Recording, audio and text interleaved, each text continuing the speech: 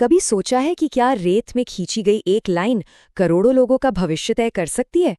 सुनने में अजीब लगता है ना? लेकिन सरकार का एक नया नियम कुछ ऐसा ही कर रहा है और इसने भारत की सबसे पुरानी पर्वत श्रृंखला अरावली को लेकर एक बहुत बड़ा विवाद खड़ा कर दिया है। आज हम यही समझने वाले हैं कि कैसे एक मामूली सी परिभाषा बदलने से पूरे उत्तर भारत का इकोसिस्टम मतलब पूरा पर्यावरण खतरे में आ सकता है। चलिए इस पूरी कहानी को परत दर परत समझते हैं। ये जो बात है ना, ये सिर्फ किसी नेता का बयान नहीं है, बल्कि एक पूरे आंदोलन की आवाज है। #सेव अरावली कैंपेन इसी चेतावनी के आसपास बना है और इसने राजस्थान की सियासत में एक तूफान सा ला दिया है। ये डर असल है और ये हमें बताता है कि मामला कितना ज्यादा गंभीर है। तो आखिर ये पूरा हंगामा है किस बात पर?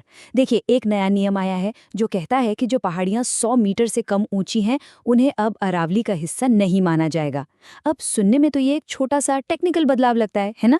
लेकिन जो लोग इसका विरोध कर रहे हैं, उनका कहना है कि ये एक बहुत खतरनाक दरवाज़ा खोल रहा है। इससे इन पहाड़ियों पर माइनिंग का खतरा बढ़ जाएगा और एक ऐसा पर्यावरण संकट पैदा होगा जिसे शायद हम कभी ठीक ही ना कर पाएं। तो सवाल ये उठता है कि बस कुछ मीटर की ऊंचाई को लेकर इतना बड़ा बवाल क्यों? इसका जवाब समझने के लिए हमें अरावली को सिर्फ पहाड़ों का एक झुंड नहीं, बल्कि उत्तर भारत की एक लाइफलाइन की तरह देखना होगा। ये सिर्फ पत्थर और मिट्टी का ढेर नहीं है, ये तो एक जीता जागता, सांस लेता हुआ सिस्टम है। तो चलिए अरावली की वो 3 सुपर पावर्स जानते हैं जो इसे इतना खास बनाती हैं। ये 3 भूमिकाएं हमें समझाएंगी कि ये पहाड़ सिर्फ एक ज्योग्राफिकल फीचर क्यों नहीं, बल्कि पूरे इलाके के लिए एक सुरक्षा कवच, एक शील्ड की तरह है। सबसे पहली और सबसे बड़ी ताकत ये एक दीवार है। जरा सोचिए, एक 700 किलोमीटर लंबी कुदरती दीवार जो गुजरात से लेकर हरियाणा तक फैली हुई है। और ये दीवार लगातार आगे बढ़ते थार रेगिस्तान को पूरब के हरे भरे मैदानों की तरफ आने से रोकती है। ये वो लाइन है जो कुदरत ने रेत में खींची है। दूसरी ताकत, ये हमारे फेफड़े हैं। जब दिल्ली और एनसीआर जैसी जगहें प्रदूषण से घुट रही होती हैं, तब अरावली के जंगल चुपचाप हमारी हवा को साफ करने का काम करते हैं। ये एक नेचुरल एयर प्यूरिफायर की तरह हैं जो खतरनाक पोल्यूटेंट्स को सोख लेते हैं और रेगिस्तान से आने वाली धूल भरी आंधियों को भी रोकते हैं। और तीसरी, ये एक बहुत बड़ा स्पंज है। अरावली एक वाटर डिवाइडर का काम करती है, मतलब ये बारिश के पानी को सोखती है और फिर धीरे धीरे उसे जमीन के अंदर छोड़ती है। इसी से लाखों लोगों के लिए ग्राउंड वाटर रिचार्ज होता है। एक ऐसे इलाके में जहां पानी की वैसे ही कमी है, ये किसी खजाने से कम नहीं है।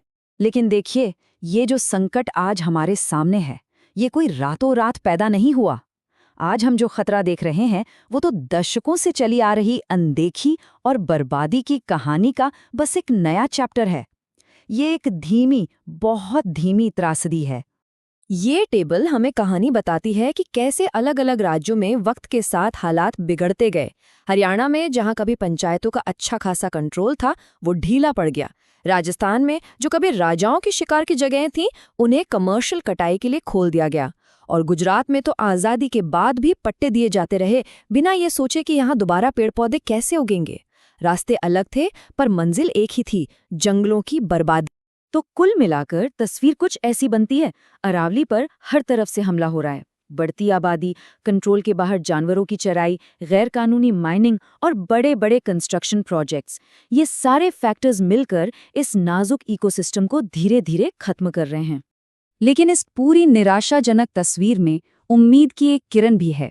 ऐसा नहीं है कि हमें पता नहीं है कि क्या करना है। इन मुश्किल समस्याओं को सुलझाने के लिए एक बहुत डिटेल्ड ब्लूप्रिंट पहले से ही मौजूद है। एक ऐसा प्लान जो सिर्फ प्रॉब्लम नहीं गिनाता, बल्कि उसका सल्यूशन भी बताता है। इसका नाम है Aravalli eco region biodiversity strategy and action plan. हाँ, नाम थोड़ा लंबा है, लेकिन इसका मिशन एकदम सीधा और साफ है, अरावली को बचाना। और ये कोई धूल खाती हुई सरकारी रिपोर्ट नहीं है, बल्कि एक जिंदा जागता डॉक्यूमेंट है जो साइंटिफिक रिसर्च और जमीनी हकीकत दोनों पर बना है। पता है, इस प्लान की सबसे खास बात क्या है? वो ये है कि इसे मिलकर बनाया गया है। इसे किसी बंद कमरे में कुछ अफसरों ने नहीं बनाया। इसे बनाया है वैज्ञानिकों ने, एनजीओज ने और सबसे जरूरी उन गांव वालों ने जो अरावली को अपना घर कहते हैं। ये ऊपर से थोपा हुआ प्लान नहीं है, बल्कि जमीन से निकला एक प्रयास है। तो इस प्लान की स्ट्रैटेजी 4 पिलर्स पर खड़ी थी। पहला, असेस करो, यानी समझो कि इलाके में बायोडाइवर्सिटी की हालत क्या है। दूसरा, इन्वॉल्व करो, यानी लोकल लोगों को इसका रक्षक बनाओ। तीसरा, रिस्टोर करो, यानी जो बर्बाद हो गया है उसे वापस ठीक करो। और चौथा, रिफॉर्म करो, मतलब उन कानूनों और नीतियों को बदलो जो अरावली को बचाने के रास्ते में आ रहे हैं। और यहीं से हम आज के टकराव के सेंटर पॉइंट पर पहुंचते हैं। ये लड़ाई सिर्फ एक नियम की नहीं है, ये अरावली को देखने के दो बिल्कुल अलग अलग नजरियों, दो अलग अलग फिलॉसफी की लड़ाई है। देखिए, एक तरफ है नई परिभाषा जो एक स्केल लेकर आती है और कहती है अगर ये 100 मीटर से कम है तो ये अरावली नहीं है। ये नजरिया पहाड़ों को अलग अलग टुकड़ों में देखता है। और दूसरी तरफ है एक्शन प्लान का नजरिया जो कहता है कि हर पहाड़ी, हर पेड़, हर नदी सब आपस में जुड़े हैं। ये एक पूरी जीती जागती व्यवस्था है जहाँ सबसे छोटा हिस्सा भी बहुत जरूरी है। ये जो कोट है ना, ये इस पूरी बहस के दिल को छूता है। क्या हम कुदरत को इंच और फीट में नापेंगे या फिर हम उसके योगदान को, उसके असर को अहमियत देंगे? ये बहस असल में नाप तौल की नहीं बल्कि नजरिए की है। तो आखिर ये सब इतना मायने क्यों रखता है? क्योंकि ये मामला सिर्फ कुछ पहाड़ियों की परिभाषा बदलने से कहीं ज्यादा बड़ा है।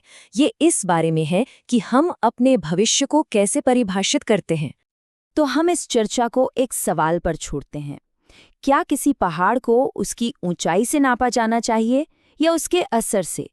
इस सवाल का जवाब न सिर्फ अरावली का भविष्य तय करेगा बल्कि ये भी बताएगा कि हम एक देश के तौर पर कुदरत को कितनी अहमियत देते हैं। पूरे उत्तर भारत का भविष्य इसी एक सवाल के जवाब पर टिका है।